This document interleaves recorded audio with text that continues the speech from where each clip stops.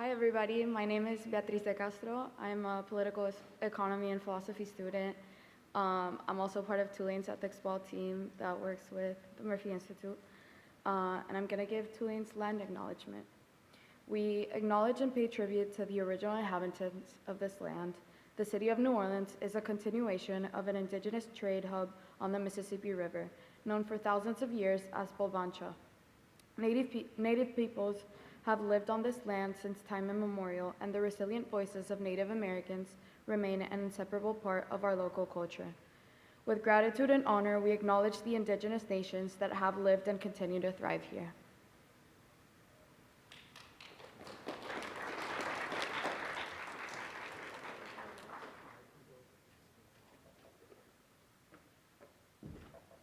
All right, thank you everyone for showing up. Those of you who are live streaming, the two most important announcements that I'm apparently in charge of. First, if you are here, silence your cell phones, please. We don't want disruptions of all that. Second, if you're watching on YouTube, make sure to smash the like button, subscribe, and click the bell. I'm Chad Van Schulent. I'm the director of the Center for Ethics. We're very glad to have you here, and I just want to take a brief moment to let you know about some of the many activities that the Center for Ethics has that we encourage you to get involved in. As Beatrice just noted, one of those programs for undergraduates is that we support the Tulane Ethics Bowl team. I encourage you, if you're interested, we have some of the members right up front. Please talk to them. They'll be happy to tell you about the team. They're currently preparing to go up to Boston to compete, and very excited about the team. We also work with local high school ethics bowl teams, and we work with undergraduate service learners to be able to fulfill that requirement and serve the community, working to develop collaborative communication skills around very difficult and controversial topics, like some of what we'll discuss today. Other things that we have, that we support the Tulane Journal of Policy and Political Economy. For graduate students, we have a dissertation fellowship. I see some of the fellows are here currently. And that's for people of all different majors, different disciplines. If you're working on issues of ethics at the dissertation stage, there's a similar program for the Center for Public Policy Research. We also, for faculty, we currently have open our applications to our Visiting Faculty Fellows program. So that's just at least some of the many things that we do besides our wonderful public lectures that we're very happy that Carl Hart is here to kick us off for. I'm not going to be emceeing. You have the luck that instead it will be the great Professor Gary Hoover. Hoove is a professor of economics at Tulane, as well as the executive director of the Murphy Institute. He's a specialist in issues of economic inequality, its sources, its nature, and he has a recent book, Lottery, Economic Promises and the Reality of Who Gets Ahead. I'll hand it over to Hoove.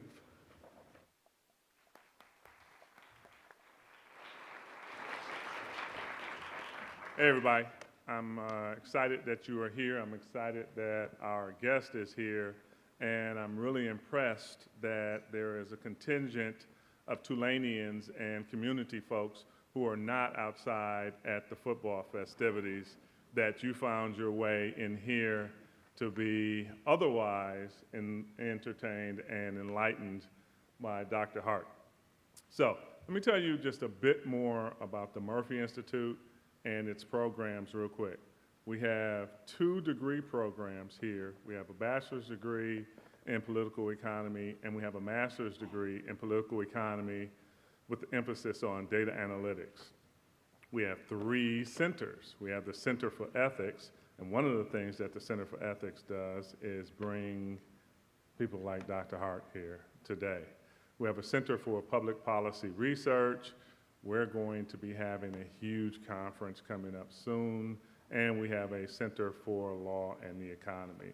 So those 5 units make up all of what Murphy does, and all I have to do is to introduce speakers, and then mostly my job at the Murphy Institute is over. So, speakers, let me tell you about Dr. Carl Hart. He is the Mamie Phipps Clark Professor of Psychology and Psychiatry and chair of the Department of Psychology at Columbia University. He also holds a joint appointment in the Department of Psychiatry at the Columbia University Irving Medical Center, a neuroscientist, psychologist, and educator. Dr. Hart is one of the preeminent experts in the field of neuropsychopharmacology. He has received numerous awards for his research, writing, and teaching. Dr. Hart has published over 100 scientific and popular articles.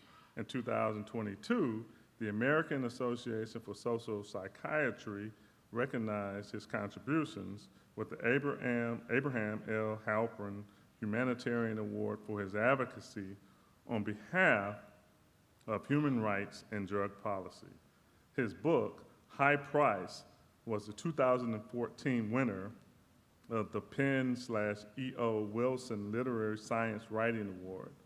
His latest book, Drug Use for Grown-Ups, has changed the national conversation on responsible drug use.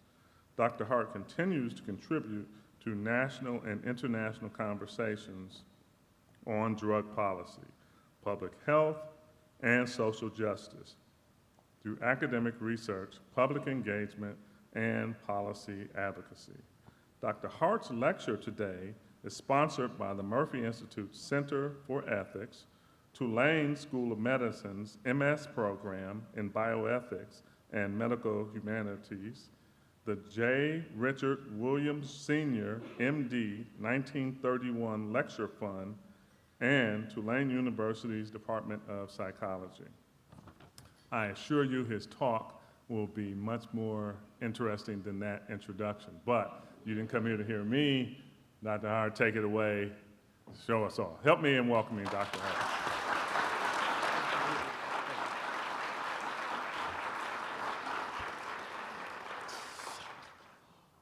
Thank you all for coming out. I really appreciate it because I know you all could be doing something else, like getting high or something. So thank you for coming.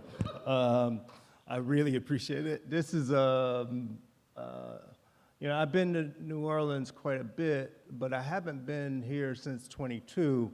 As who mentioned, I got that award from the American Psychiatric Association, and the guy who was the chair of the division that gave me the award, he and his fiance, who is about 15 years younger than him, two white people and myself went to dinner in celebrating this award.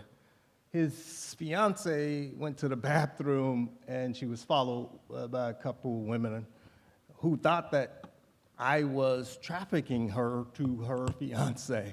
So thank you all for being here and not calling the police on me for trafficking. So thank you. When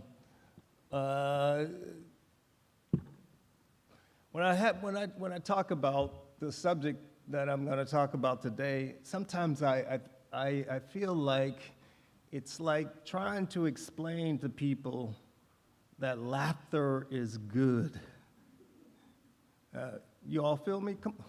You all here? Come on now. I'm from the South too, and we kind of are in the house. And so sometimes people say what I say is controversial, and it's quite remarkable in a country that claims freedom or liberty. And so having researched drugs for about 30 years, please forgive me if I am shocked at some of the responses when I say that people take psychoactive drugs to have a good time. So you all with me? Yeah, we're in the house?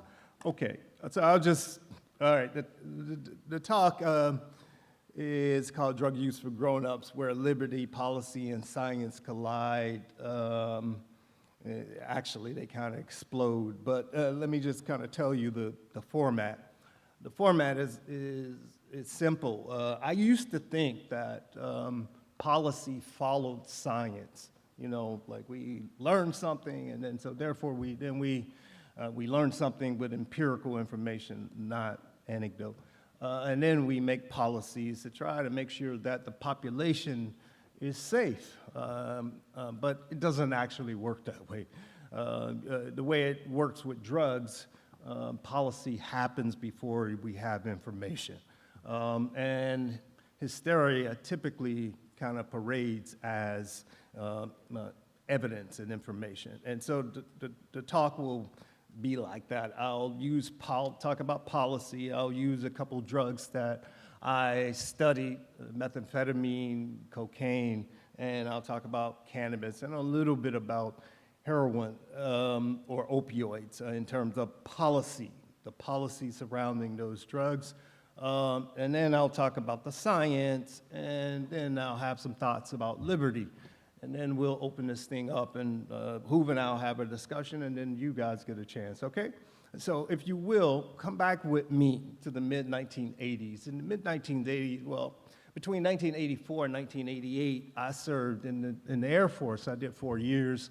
Largely, my time was overseas. And I only mention that just so people understand, particularly in this time where we have this jingoistic kind of fake patriotism where people say, thank you for your service, not really knowing what you did. Like me, I did very little in the military, but I did serve, and I don't expect to be thanked for my service. I got a lot out of it, and most people who serve were like me, you know, we were just grunts, basically, and nothing special.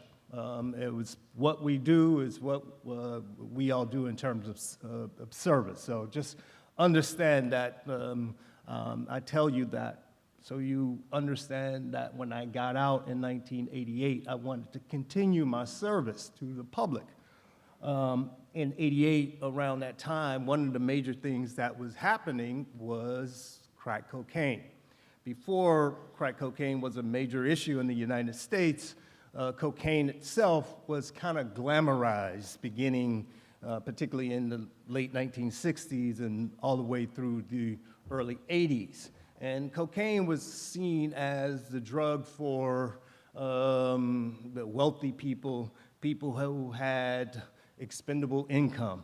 But about that time, the guy who would eventually become Jimmy Carter's drug czar, Peter Bourne, said that cocaine should be legal. Basically, cocaine was, as he pointed out, probably one of the most benign of the illicit drugs.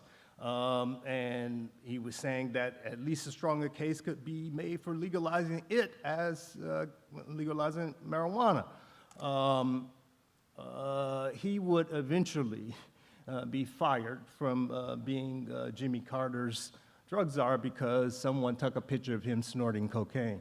Turns out, if you're in the government, you used to, this doesn't apply today, but if you broke the law, you didn't keep your job. Doesn't apply anymore. But at that time, he was fired as a result. But still, cocaine earlier was, in early 80s, was for the wealthy, for people who were glamorous. But then crack hit. The first reports, late 1984, and things started to change. Just so we're clear, crack is smokable cocaine. Some industrious dealers figured out how you could make a rock form of cocaine and sell it cheaper, like as cheap as $5 for a hit. Therefore, it increased the sort of availability of it and decreased the exclusivity of it. And then the report started to change. As this kind of shows, it says like once for the elite, cocaine now is an equal opportunity vice. It's a vice now. So the media reporting started to vilify the drug user, the drug itself, the drug users, drug dealers. They were no longer glamorous, they were villains. In '86, September, we got Ronald Reagan and Nancy, Well, actually, I'll play this. This is Ronald and Nancy speaking to the country about this serious, important issue. This issue so serious, not homelessness, not employment, drugs, so serious that we needed our president to give us a lecture. Today, there's a new epidemic, smokable cocaine, otherwise known as crack. It is an explosively destructive and often lethal substance which is crushing its users. It is an uncontrolled fire. And drug abuse is not a so-called victimless crime. Everyone's safety is at stake when drugs and excessive alcohol are used by people on the highways or by those transporting our citizens or operating industrial equipment. Drug abuse costs you and your fellow Americans at least $60 billion a year.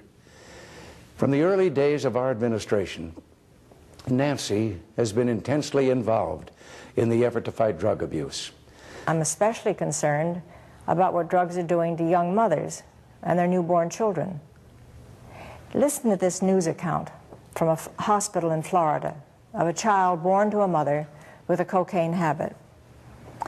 Nearby, a baby named Paul lies motionless in an incubator, feeding tubes riddling his tiny body. He needs a respirator to breathe and a daily spinal tap to relieve fluid buildup on his brain. Only 1 month old, he's already suffered 2 strokes. Now you can see why drug abuse concerns every one of us, all the American family. Drugs steal away so much. They take and take until finally, every time a drug goes into a child, something else is forced out, like love and hope and trust and confidence. Drugs take away the dream from every child's heart and replace it with a nightmare. And it's time we in America stand up and replace those dreams. Each of us has to put our principles and consciences on the line, whether in social settings or in the workplace, to set forth solid standards and stick to them. There's no moral middle ground. Indifference is not an option.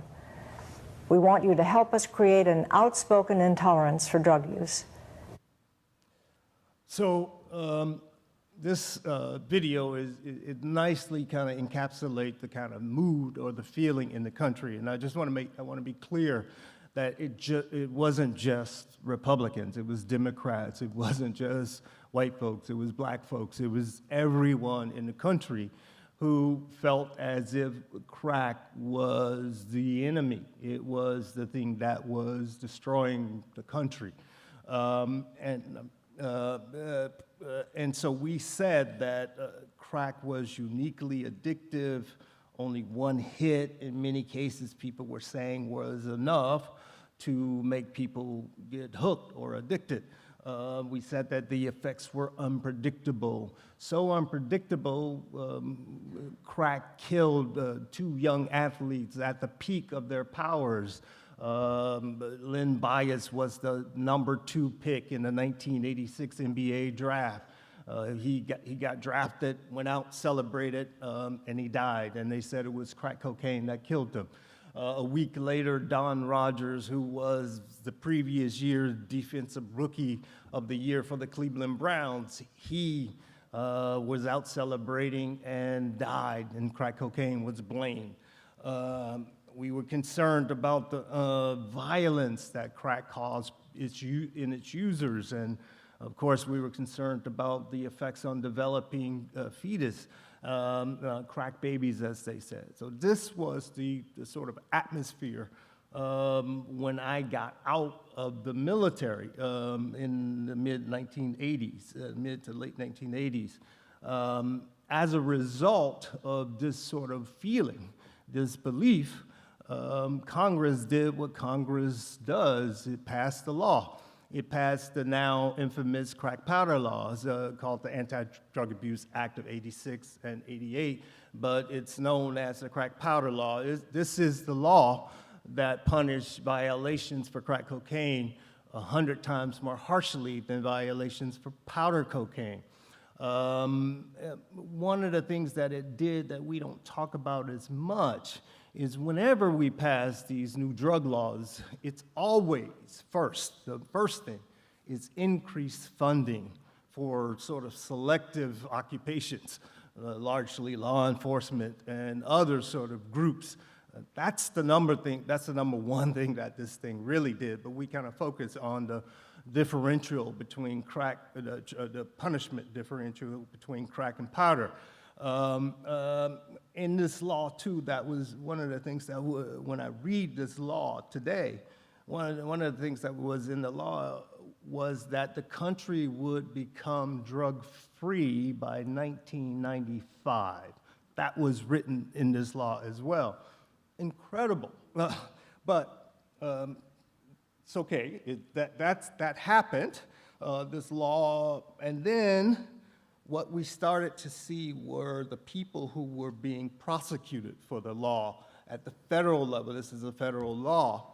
Now, just to be clear, the punishment differential, what that meant was that if you were caught with 5 grams of crack cocaine, 5 grams, it's the size of a nickel. If you were caught with 5 grams of crack cocaine, you were required to go to prison for a mandatory 5 years. That's a minimum mandatory sentence. In order to trigger the same penalty for powder cocaine, you had to have 100 times more powder cocaine. So you had to have 500 grams of powder cocaine to trigger that same penalty.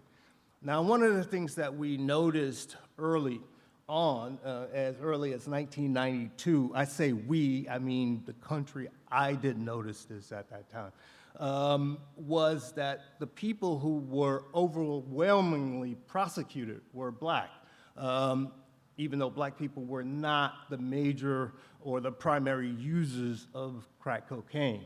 You know, in a place like LA County, for example, in the 90s, LA County is quite diverse, and they had like 1,000 of these prosecutions. Not one white person was prosecuted under this law for crack cocaine. That's how egregious the enforcement of this law was. It was so egregious, it prompted Congress to ask the U.S. Sentencing Commission to study this issue. And the Sentencing Commission is a committee of judges that determines the penalty for infractions in this country. Anyway, when they submitted their report to Congress in '95, they said, well, yeah, the current law exaggerates the harm from crack cocaine, and the law should be equated. That is, crack and powder cocaine, they're the same drug, and the law should be equated. And so they submitted their recommendations to the president for signing. The president and Congress both said no. They rejected the recommendations of the Sentencing Commission. This was the first time that the recommendations of the Sentencing Commission was rejected. And subsequently, Bush II rejected the recommendations of the Sentencing Commission as well. Fast forward to 2007, Barack Obama ran on changing the law, because Barack Obama said that judges think that this is wrong, Republicans think that this is wrong, Democrats think that this is wrong, yet it's been approved by Republican and Democratic presidents because no one is willing to brave the politics and make it right. He said that that would change when he became president. Did it change? Did it change? Anybody? You in the house? Well, in the Obama way, sort of, right? It didn't. The Obama administration, they decreased the disparity from 100 to 1 to 18 to 1, even though they are the same drug. And I'll say something more about that in the science part. And I like the Malcolm X quote when he says that if you stick a knife in my back 9 inches and then pull it out 6, there's no progress. basically. This is the only law that has a differential based on the route of administration, right? Crack is smoked, whereas powder is intravenous or snorted, and you still have that differential today. Now, so let's talk about some science, all right, just briefly. Crack and powder, they're the same drug. Just so we understand, so cocaine, powder cocaine, is a salt. A salt is an acid and a base. The acid is this red portion. This is the hydrochloride. That's the acid. And the base is the cocaine base. That's the only difference between crack and powder. The hydrochloride portion doesn't do anything pharmacologically. It just makes the compound stable such that it requires higher temperatures to smoke it, so high that the base will decompose before you can get any effects. So you have to remove the hydrochloride portion in order to smoke it. That's the only difference. So these are the same drug. So we're clear about that. In terms of crack's sort of uniquely addictive effects, part of the work that I have done throughout my career is I used to bring people into the laboratory and give them drugs as part of my studies. I studied crack cocaine along with powder cocaine and a number of other drugs. And just one simple experiment I'll describe to you all. I was interested in whether or not people who met criteria for crack cocaine addiction, these people met criteria, whether or not if you gave them a choice with something as little as like $5 or other choices, would they take that versus the crack cocaine? We were operating under the assumption that crack was so addictive that they would take every hit. What we found was something very simple. This graph just simply shows that when they were given a choice between $5 and crack, they chose money on about half of the occasion and crack on the other half. You increase the amount of money, they chose the money almost every time. And what that told us, along with other people, they've done similar studies, is that crack is not uniquely addictive, and people who use crack behave as rationally as other people because we placed all kind of demands on these people during these studies. Also, when we think about crack's effects being unpredictable. Now, I want to just be clear. Over the course of my career, I have given thousands of doses of crack cocaine to people in the laboratory. Now, we do that in order to primarily to see if we can find treatment medications to help people who are seeking treatment and see if we can find drugs that may block the effects of cocaine or drugs that will replace cocaine or what have you. But over the course of these studies, the thing that we have found mostly was that cocaine makes people happy. Cocaine produces pleasure, euphoria. In terms of treatment medications, we weren't as successful. One of the best sort of treatments for cocaine, it really is cocaine. And that's, it's not any different as replacing opioids with an opioid like methadone or even like heroin. It's not different. It's replacement therapy, same principles.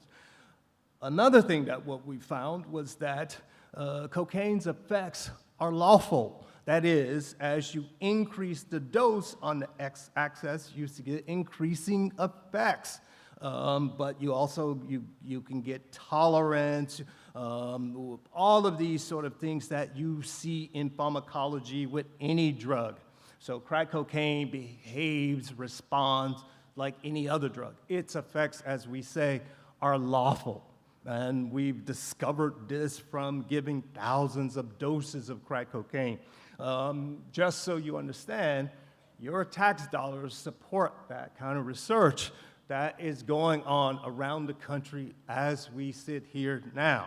And so when we vilify these drugs like we have, you have to wonder, at least I finally started to wonder, like, wait, hold up. We're saying this, but yet we're giving these drugs to people in the lab. Something is not right. It's not jiving. And something was not right. We've exaggerated the harmful effects of crack cocaine. That's one of the things that we've done. Another sort of thing that we've discovered in our studies is that we test people who meet criteria for crack cocaine addiction, test them cognitively, test them on a wide range of measures, and we find out that, you know what, people are cognitively intact. People they are not, they're brain damaged, as people have suggested, as comedians, as TV shows, as writers suggest. That's what the evidence shows. Okay, so that's now, when we think about crack cocaine policy and the scientific evidence and the policy, they don't match, they don't have anything to do with each other. I thought that they did, but they don't. So, but just so we know. And another example of this is with methamphetamine. Now, we take methamphetamine, for example, we're now talking about a different group of people who we don't like in the country. Before, with crack cocaine, we were talking about primarily black men. Now, with methamphetamine, fast forward to the late 1990s, methamphetamine use was said to be increasing. Mind you, less than 1% of Americans report using methamphetamine. But we got concerned about methamphetamine in the late 1990s, and this was primarily facilitated by internet sort of searches showing that how to make methamphetamine recipes. You can make methamphetamine with some common household products along with pseudoephedrine. People learned how to do that. And then as a result, we got kind of hysterical about methamphetamine. But methamphetamine, unlike crack cocaine, its use was associated with primarily poor white people and gay men, primarily. The governor of Oklahoma in '99 wanted to make sure it was clear who we were targeting when he was saying that it's a white trash drug. Methamphetamine largely are consumed by the lower socioeconomic elements of white people, and I think we need to shame it just like crack cocaine was a black trash drug and is a black trash drug. And so methamphetamine became the new villain. In the early 2000s, we started to see newspaper articles, magazines like Newsweek, saying that methamphetamine was America's most dangerous drug. And as a result, policy changed. We had the Combat Methamphetamine Epidemic Act of 2005. As I pointed out previously, the number one thing that happens is that there is an increased funding, largely for law enforcement, and of course, enhanced penalties. At the moment, methamphetamine is punished more harshly than any other drug in our country. Only 5 grams of methamphetamine. Now, that nickel worth of pure methamphetamine is enough to get people a mandatory minimum sentence of 5 years in prison. It's now punished even more harshly than crack cocaine. Now, when we think about what this means for people who go to jail or who are arrested for drugs, this slide here shows federal convictions for drugs over time. It shows methamphetamine in the black solid line and cannabis in the red dotted line over time, beginning at 2000 and goes to 2024. Now, The thing that is what's clear here is that prosecutions or convictions for methamphetamine are right now the main reason, methamphetamine is the main reason that people are going to federal prison for drugs. It used to be cannabis, but of course we have changed cannabis laws everywhere in the country except the South, of course. And so we began changing these cannabis laws about 2012, and you can see this inflection point, what happened with methamphetamine prosecutions or convictions. Now, methamphetamine, as I said, always less than 1% of Americans report having used that drug in the past year. Very low amount of Americans report using methamphetamine, whereas a number of Americans report using cannabis and always have, so it we kind of understood that. But given that methamphetamine use is so low, it's kind of surprising to see that it's the main reason that people are going to prison for drugs. Now, another thing that happened with this methamphetamine, Combat Methamphetamine Epidemic Act was that it required your local pharmacist to put pseudoephedrine behind the counter, and you had to show your driver's license or ID and sign a log in order to buy pseudoephedrine. And there were limits placed on how much pseudoephedrine you could purchase. And so what manufacturers did was that they simply replaced out of Sudafed, they replaced the pseudoephedrine with phenylephrine. Phenylephrine is not as effective as pseudoephedrine. It doesn't work at the doses that are there. We all know that now, and people have said it even then, but it's still there. When you leave here, go to your pharmacist and ask for pseudoephedrine and see how you are treated. And so that's one of the consequences of this. Now, when we think about methamphetamine science, methamphetamine was said to be more addictive, more dangerous than amphetamine. Amphetamine, what is amphetamine? We have students in the house. Students, you all know about Adderall, right? Everybody? Adderall? Everybody? Anybody? All right, okay. Adderall, amphetamine, D-amphetamine is the main ingredient in Adderall. Basically, ADHD medication, and that's amphetamine, D-amphetamine. And methamphetamine, by the way, also is FDA approved to treat ADHD, just like Adderall. But no one will prescribe methamphetamine because of the sort of hysteria and the lure. Anyway, so the difference between these chemicals is one additional methyl group on methamphetamine. That's it. That additional methyl group has been said to make methamphetamine more lipid soluble, that is, get into the brain more quickly, and therefore it's more addictive, more dangerous, more toxic, whatever you want to add to that. That's what's been said. The evidence, however, does not support it.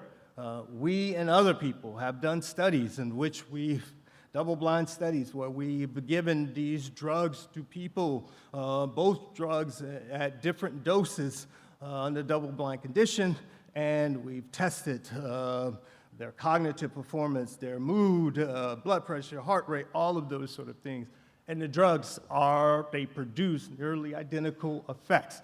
Not only us, other people have done this as well, and so the drugs are the same, but that's not the lore.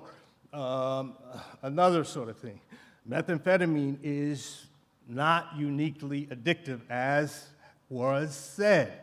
Again, we did a simple study just like we did with crack cocaine, gave people a choice between money and doses of methamphetamine. We've increased the money all the way up to $20.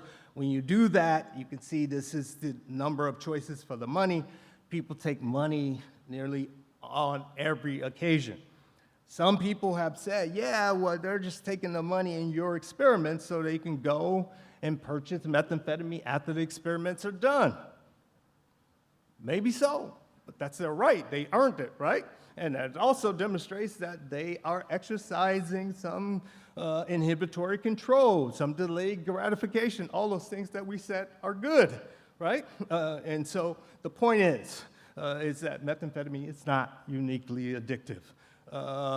Another point, methamphetamine produces, again, lawful, predictable effects.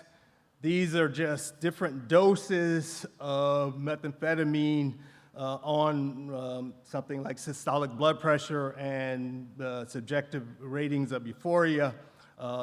Increase the dose, increasing effects. We see tolerance, all of those things. It follows the normal pharmacological kind of pattern that you would expect. Methamphetamine is just like any other drug. Methamphetamine, another thing that was said about methamphetamine is that it caused brain damage. Some of you all may know the former president of the Philippines. He now sits in The Hague, and he's being prosecuted for his sort of war on drugs, his war on methamphetamine users. He said that because methamphetamine causes brain damage, which it doesn't at the doses that people are using, you can therefore kill people who use methamphetamine or who sells methamphetamine, and he's accused of killing thousands of Filipinos with no due process, and so he sits in The Hague because of that. Now, back to science. This is an article that appeared in the New York Times in 2004. Basically, it's entitled, "This is Your Brain on Meth, a Forest Fire of Damage." It's taken from a paper published in the Journal of Neuroscience, which is a pretty good journal. The problem is that, let me just see if I can make this as simple as possible. The study, what it did was compared people who use methamphetamine with people who do not use methamphetamine, and it did a brain imaging sort of comparison. A brain imaging comparison that looked at structure size. So 20 people who use methamphetamine, 20 people who do not use drugs. That's what was done. Now, what was said about what was done was that whenever there was some difference, the researchers interpreted that difference as pathology. So that's like taking people who are different in height and saying that the people who are shorter are height deficient, and that's a problem we need to fix. That's essentially what was done in this study. In this study, it also pointed out that they observed this selected pattern of cerebral deterioration. Now, in order to see deterioration, it means that you must measure multiple times to track to see if there's some change. They only took measurements once, but they're saying that this is a deterioration just based on the comparison of the control group, which is inappropriate. Now, I point this out because the scientific literature is replete with simple errors like that in terms of their interpretation. So the findings themselves are not problematic. It's the interpretations that become problematic because we have this normal range of human variability in structure sizes, in brain structure sizes. For example, there are regions in which men are, in general, have larger structures than women.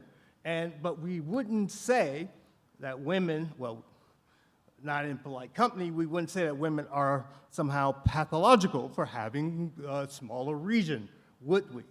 No, we wouldn't. It's within the normal range of human variability. Are we understanding that? Cool.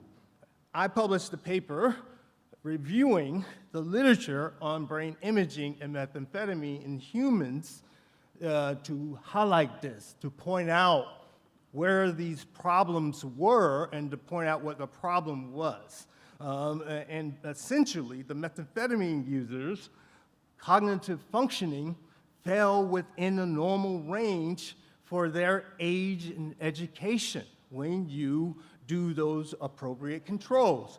And essentially, even their brain structure sizes were within the normal range or within the range even of the controls. But any differences that researchers, not all, but many researchers, any differences were interpreted as pathology. And that's the problem, that interpretation, or those types of interpretations. Now, as I continued throughout my career, I noticed these kinds of simple errors. And it started to trouble me in part because I know that people were paying the price. That is, people were going to jail, people were being vilified. And then, it took me maybe 45 years of my life to even start to understand this issue of liberty. And I grew up in Miami in a place called Carroll City. And the next town over is called Liberty City. And I didn't even know what liberty was, really, like what liberty means. And so that's remarkable. But in my 40s, I started to think about this issue of liberty. And then thinking about just basic sort of human rights, these things that we say are inalienable, like bodily autonomy. Every democratic nation professes to protect this thing called bodily autonomy. Basically, you are in control of what happens with your body, not me, not your government. Simple. And so that means that if you decide that you want to alter your consciousness, why do I care? People say, well, you might break the law, you might harm somebody. Yeah, we have laws for those things. That's exactly right. That's why we have law. But if you decide to do this in the privacy of your own home, which the Constitution claims to protect, this issue of privacy, and not to mention what the country was founded on, this life, liberty, and the pursuit of happiness, not to mention that the framers of this Constitution, and particularly the author of the Declaration of Independence, they all use drugs like opioids. And so when I think about those sort of things and how we are behaving today, particularly with my knowledge of pharmacology, it blows my mind. And that's why I go back to the beginning, where it's like explaining to people that laughter is good, and that people like to be euphoric, as many of these drugs, certainly the drugs that I was talking about today, they can produce euphoria. It's remarkable that people want some euphoria, and people don't seem to understand that that's a basic right. So, thinking about these kind of issues, I have to go back to history and think about, when did we ban drugs in the first place? Well, the first sort of national drug laws was passed in 1914. It was called the Harrison Act. The Harrison Act was an act basically to do record keeping, to make sure we kept tabs on who were prescribing or dealing in opioids and cocaine. That's all it was, a tax act. People paid $1 and they registered. And, but that tax act, passage of that act was controversial. They tried to pass that act in 1909. It failed because American citizens at the time were outraged that the federal government would try to regulate what they could take and put in their bodies. Fast forward to 1914, newspapers, scientific journals started to pair cocaine use with black people, specifically black men. And newspaper articles, scientific articles, like this one would say, Negro cocaine fiends are a new Southern menace. And they'd argue that when black people took cocaine, they became more murderous, they became unaffected by 32 caliber bullets, and they became better marksmen. I mean, these are some of the arguments that are in this article, but this is also in the scientific literature, and it was compelling because it helped to pass the 1914 Harrison Act. And that, to be clear, so we understand that many Americans supported this sort of passage. Even black people were on board with this passage. So I want us to understand that this isn't just one group, but there is one group that's vilified, but it wasn't one group just participating in the passage. And then I also think about 1937 and the Marijuana Tax Act. This act was intent to ban cannabis, which it did in 1937. Think about what was happening in 1937. It was shortly after Prohibition, which ended in 1933, the end of 1933. You have all of these narcotic officers who enforced that law. Now they need something to do.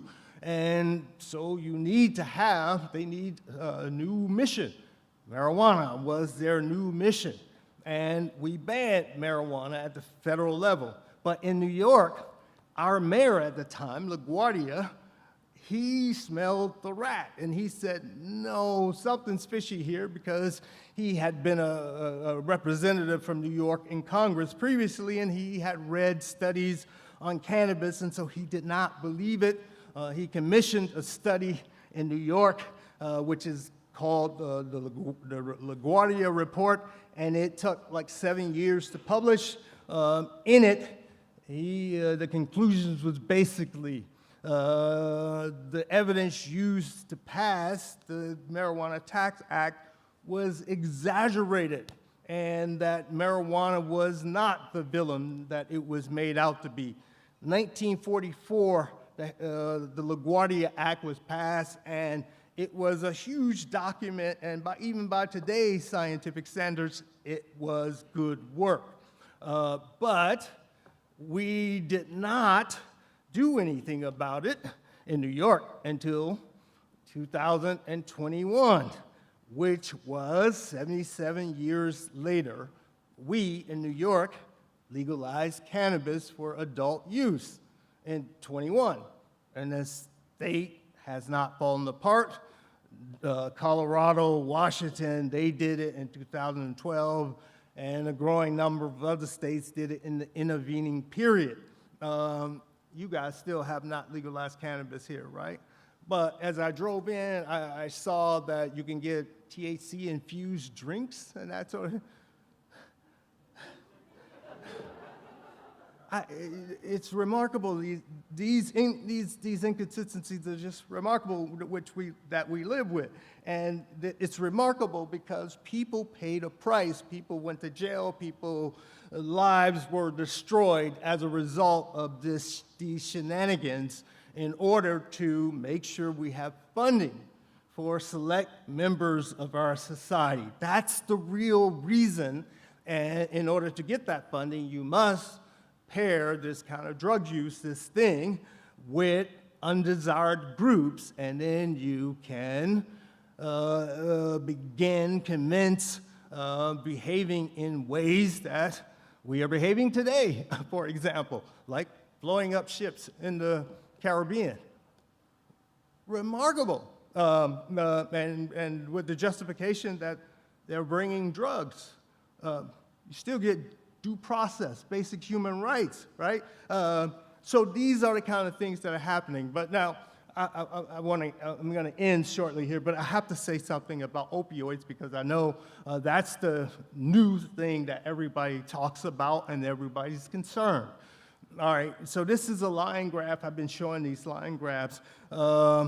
This is drug-involved overdose deaths over time, beginning at 2015 until now. You can see around 100,000 people or deaths have been drug-involved. Now, I have this listed in the way that the CDC has it listed as drug-involved. Now, drug-involved does not mean that the drug caused the death. It just means that a drug is suspected of being involved or a drug has been determined to be involved. But it doesn't mean that the drug caused the death. Another thing about these line graphs is that there are some assumptions with line graphs. The assumption is that the data are all the same or they've been collected in the same manner and we're talking about the same thing. Now, when it comes to drug-involved deaths, those two things are violated because for a number of reasons. The people who are primarily investigating drug-involved deaths are coroners. Now, in order to be a coroner in most jurisdictions, the only thing you need to do is be elected, be a registered voter. Now, many people think that, well, medical examiners are doing this type of investigation and they're doing it primarily with an autopsy. Not the case. Most of these deaths are investigated by coroners. And there are no federal standards or national standards how you investigate death. And so it varies widely from jurisdiction to jurisdiction in terms of evidence, bodily evidence, whether or not the drug is actually in the system. There's no requirement that people even do toxicology. And there is no requirement that people do autopsies, and autopsies are done rarely, even though they are recommended to be done every time there is a suspected drug-involved overdose death. And so as we think that we know what these numbers mean, we really don't. Now, to bring this point home, we all were home in the summer of 2020. Many of us saw how George Floyd was killed.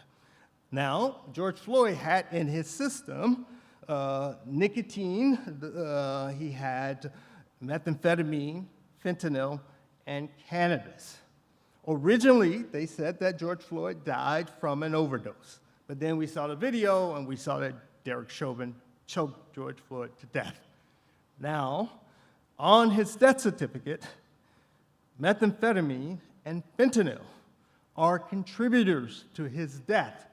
So George Floyd's data are likely included in the 2020 data as a drug-involved deaths.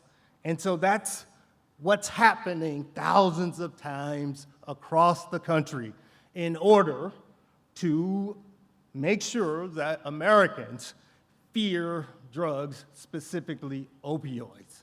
It is true, some people do die of a drug-related overdose, but these numbers are wildly exaggerated.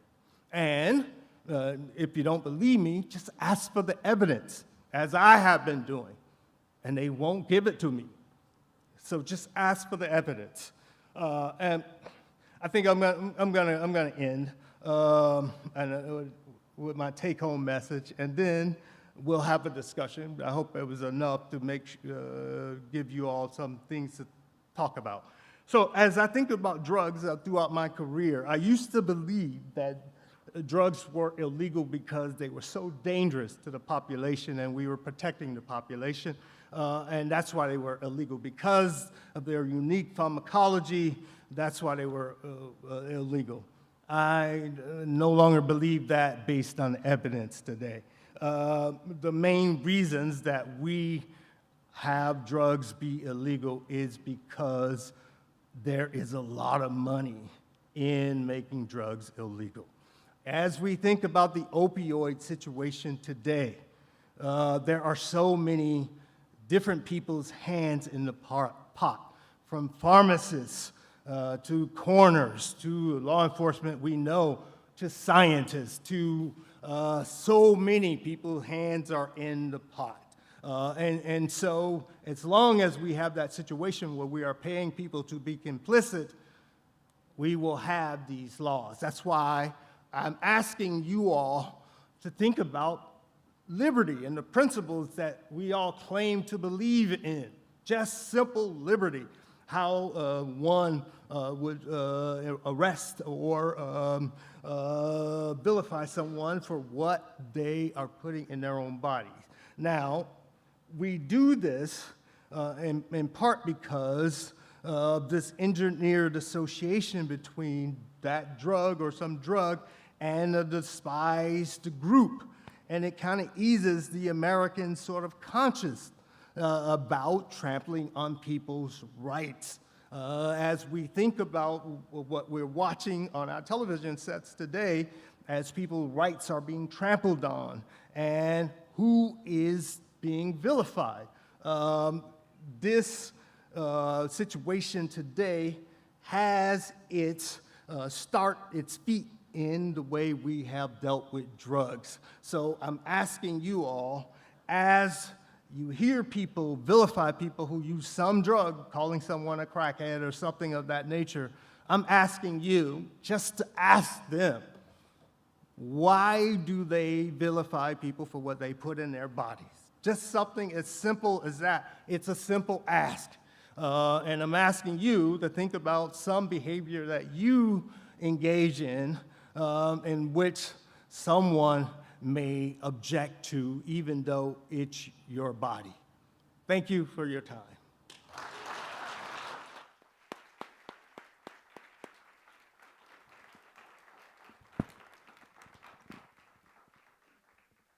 All right, so thanks a lot. Let's jump right into it because I promised that there'll be time for questions from the audience, but let me jump in with a question real quick. The title of your talk was about for grown-ups. So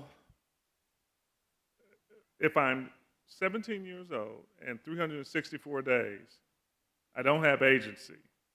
But at 17 years old, 365 days, I have agency over my body. What happened overnight that makes it, I don't have agency when I went to bed, but I woke up with agency? Or is there a cutoff to where you would say, okay, now someone has agency beyond having some type of acuity test or something?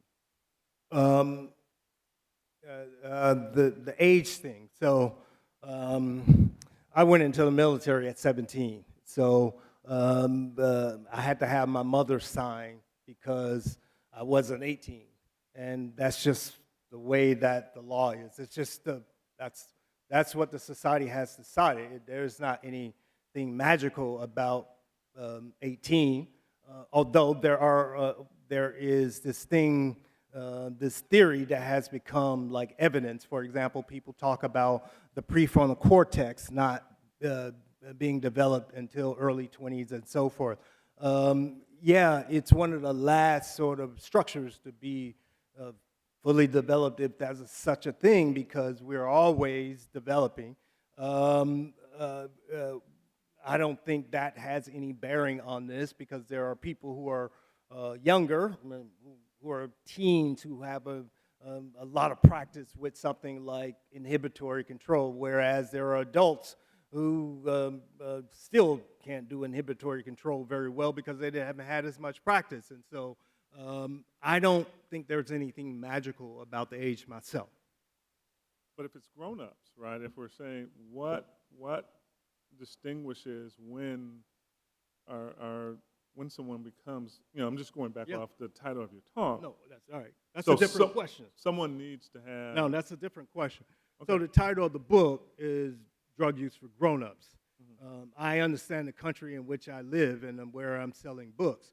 And so I wanted to, in the book, I was basically saying that drug use or the effects of these drugs are predominantly positive. So if you say that statement in our country, in 21, when I said it, I knew it would be seen as controversial.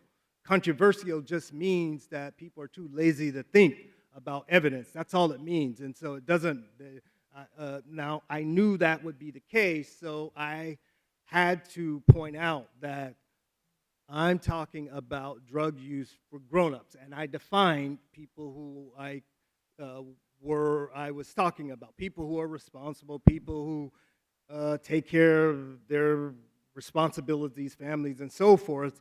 So I didn't have people who were disingenuous jump in the conversation and say, what about the children?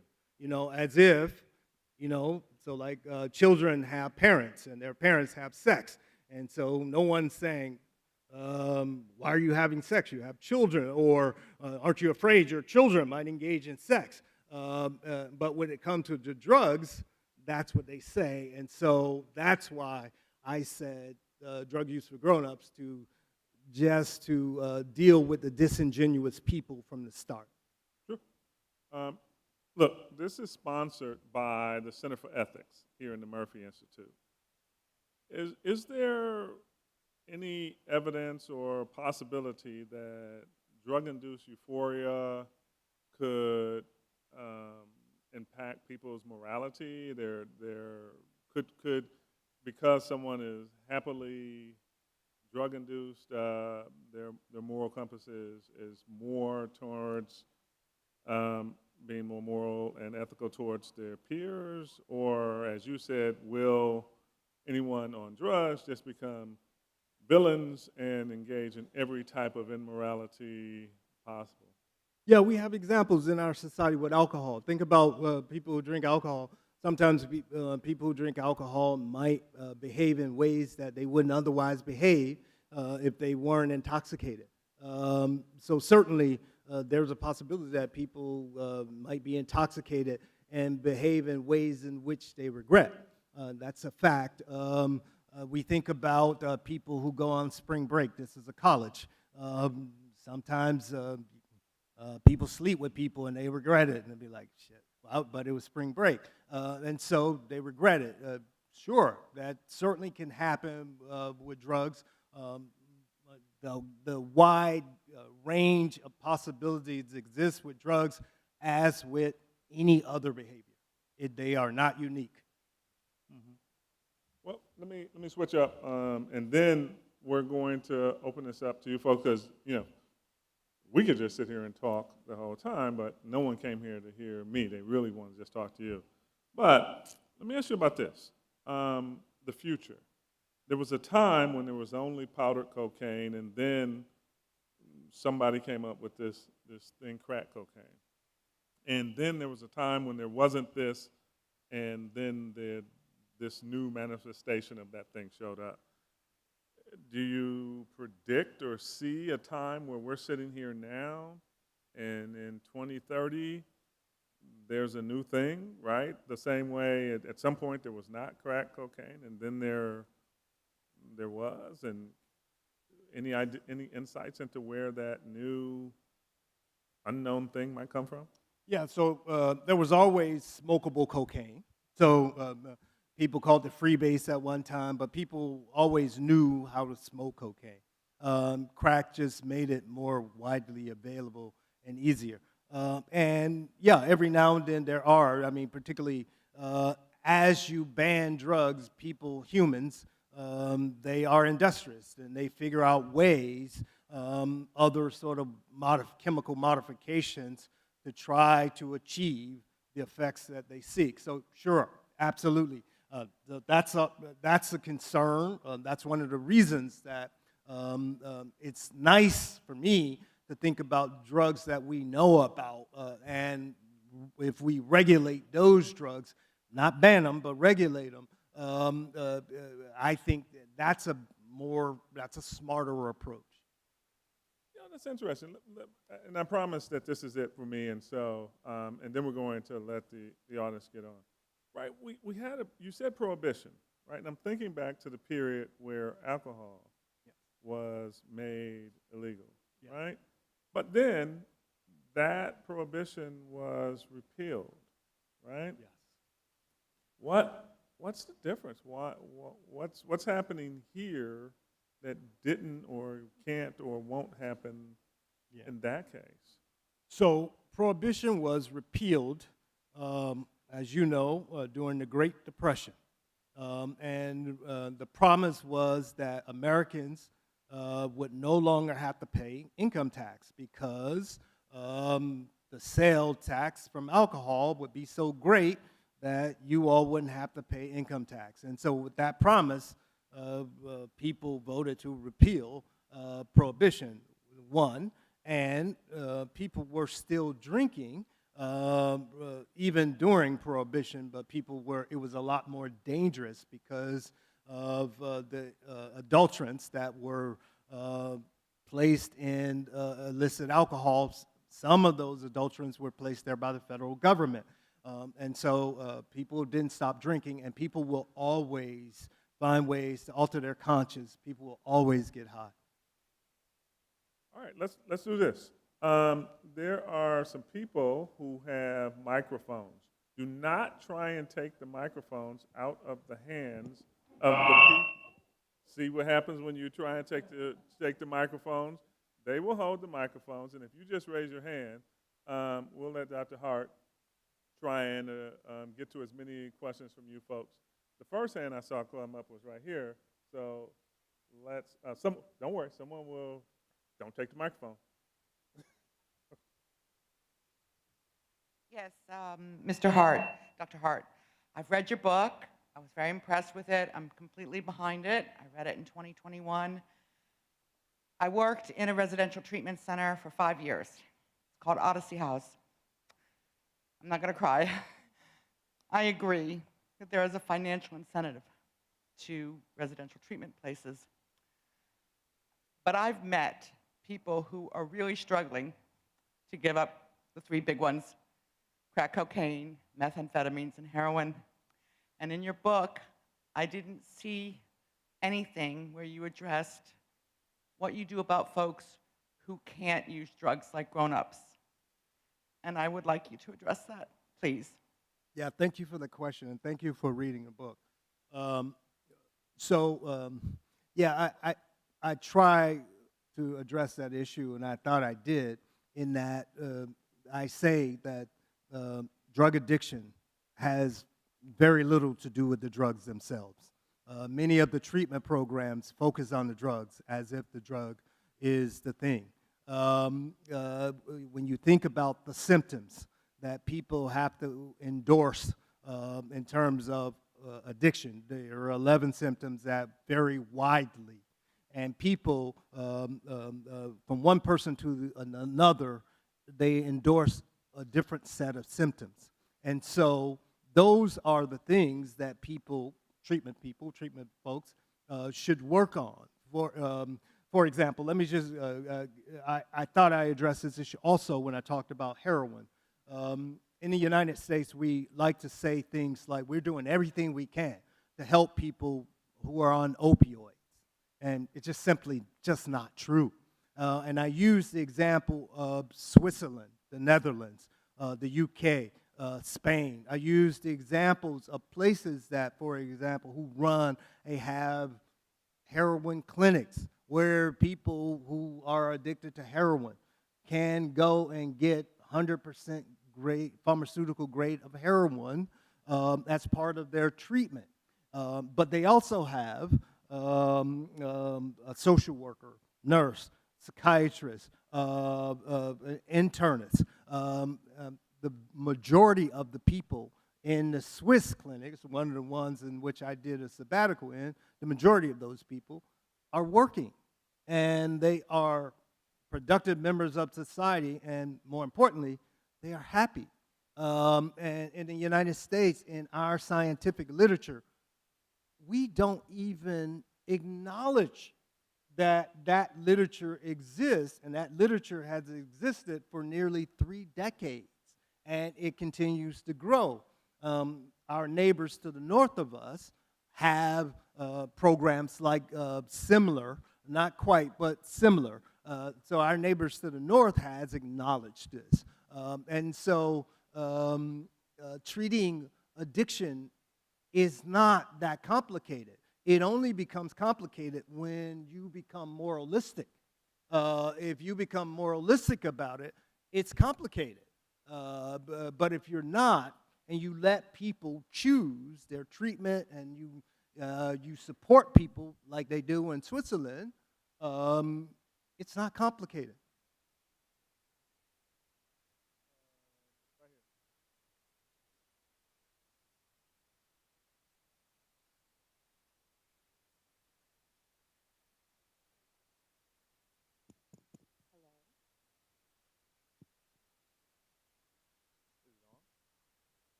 Maybe it's me. I'll repeat the question. Just say it. Now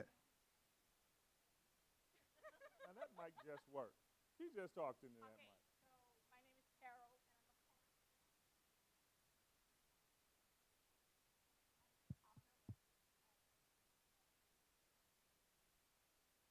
and I'm sorry, I couldn't see that. I just thought you were African. No, go on.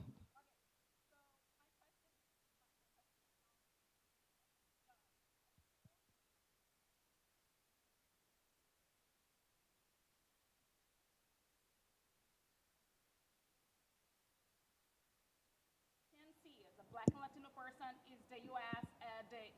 The spearhead of this policy internationally. So I'd like to zone out from the U.S. to zone in geopolitically.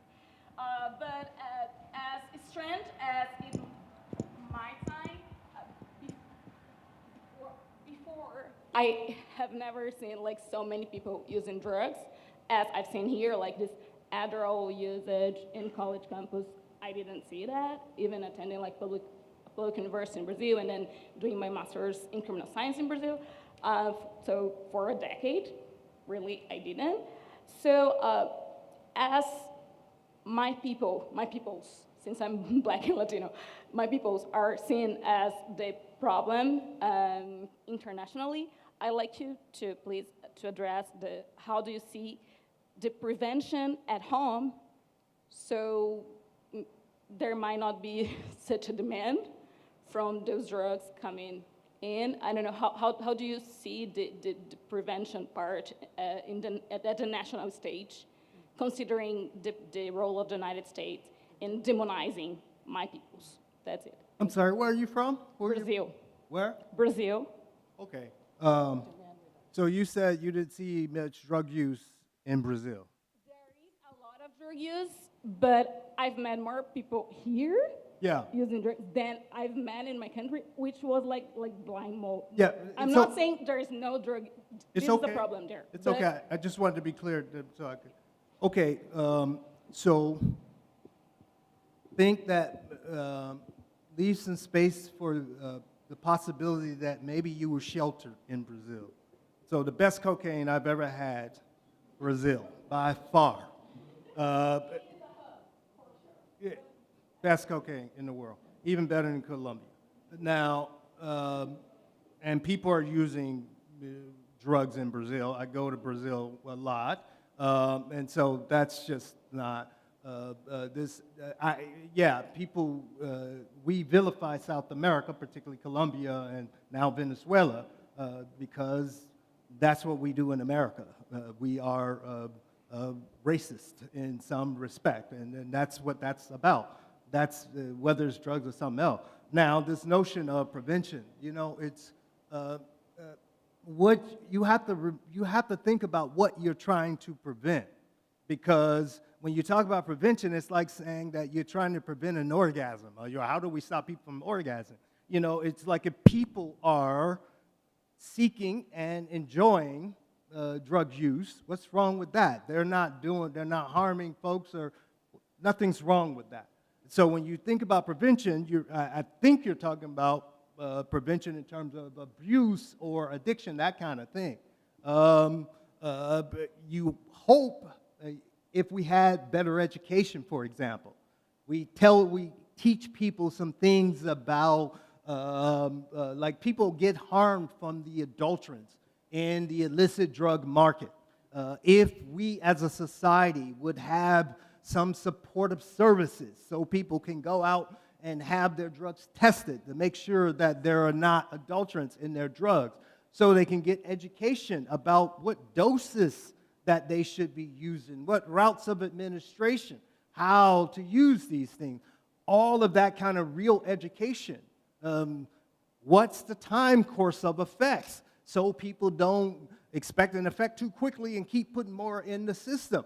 All of this helps to prevent the problems. But when we're living in such a moralistic place, we can't even talk about this activity like it's a good thing. We've got time for 2 more questions here. We're going to take right, Brittany, right there. Yep. Hi, is this on? Maybe it's on.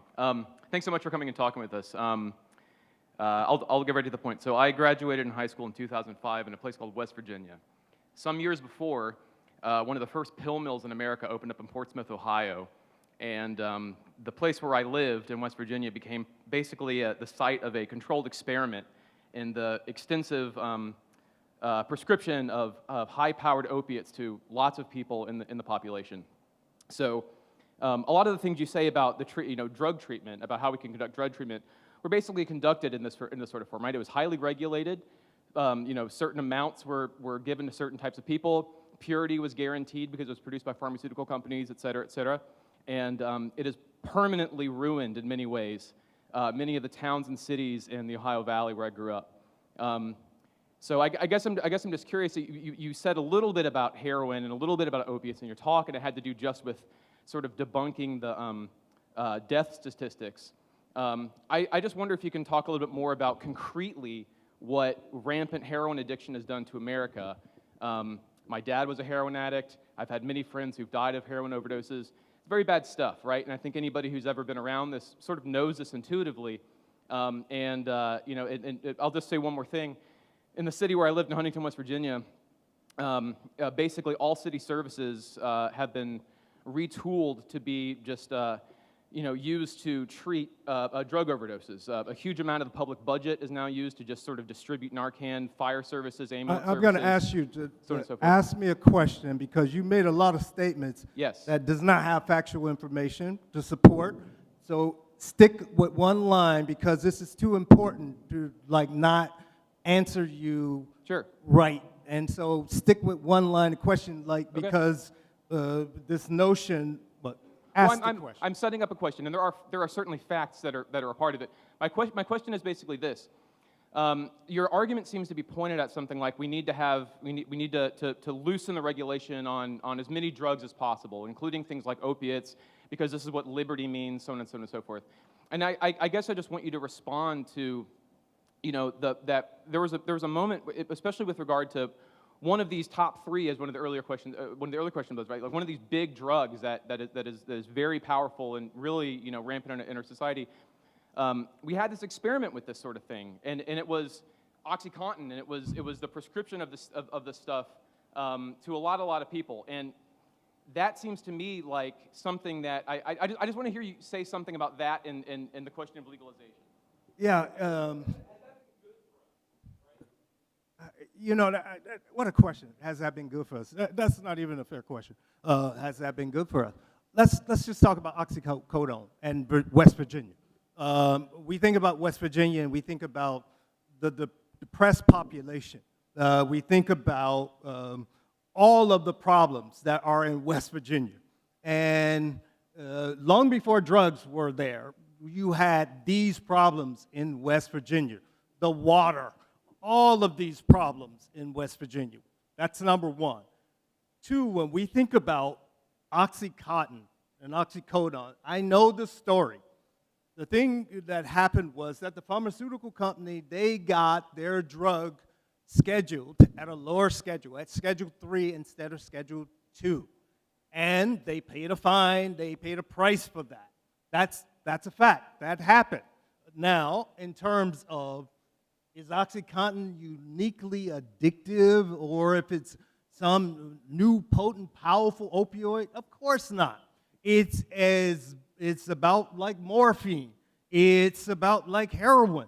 I don't understand this scapegoating of oxycodone for problems that exist. It's in West Virginia, do they get pure heroin? Of course not. They get a lot of contaminated drugs, and a lot of the contaminated drugs are the problem.